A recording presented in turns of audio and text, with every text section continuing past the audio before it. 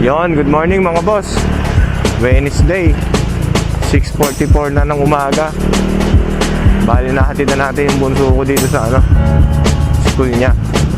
Kasi yung lola nila medyo busy, may ginagawa eh. Bali, on the way na tayo sa service natin kay Bossing. After natin ihatid si Bossing, babalik din ako dito kagad sa Cavite kasi may pupuntahan ako sa QC na para matapos na yung ginagawa ko doon. Bali yun lang mga boss, ride safe,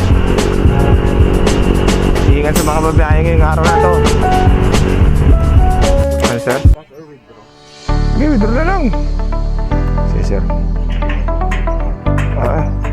Naiwan mo ba yung wallet mo doon?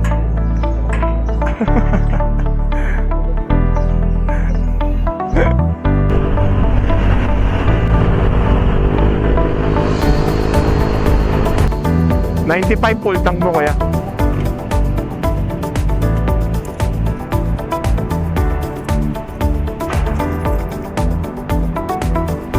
$221.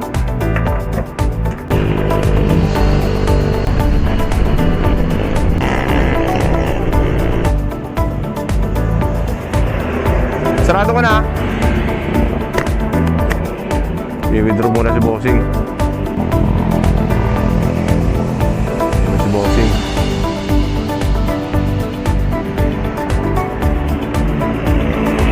Ay, balik natin.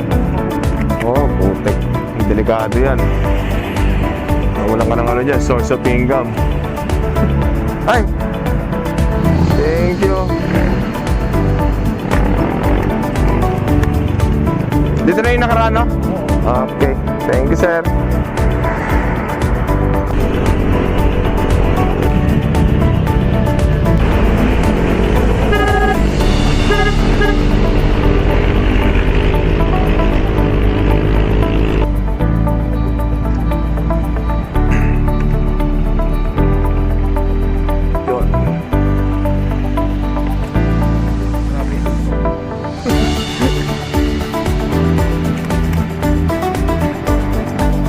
Hindi sir, message kita. Kasi may lalakarin ako eh. Kaya hindi ako naka-uniforme eh. Message mo kita ha. Tas... solid eh. 1,000. Binayaran ako 1,000 ni sir. Hindi, joke lang. Nung Monday kasi, yung sinundo ko siya rito, nakalimutan daw niya yung wallet niya dito sa opisina. Sa kanya na nung na-realize nung nandun na kami sa kanila. Kasi ngayon sinundo ko siya, pareha din siya dito ngayon sa work niya.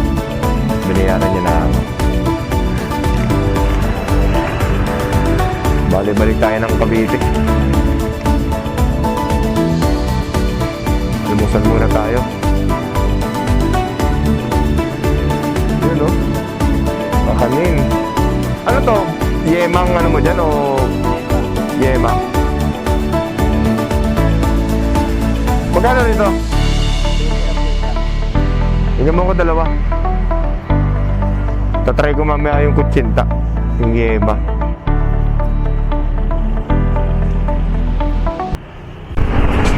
Alright, 8:47 na ng umaga.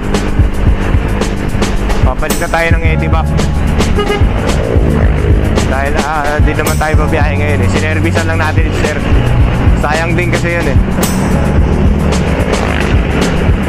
Pupunta ako ng QC kasi. At ako'y may ayusin sa QC.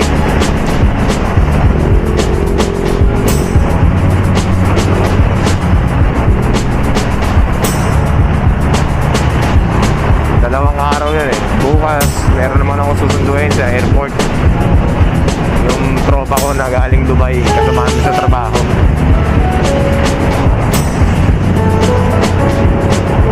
Bali lang mga boss. Ride safe.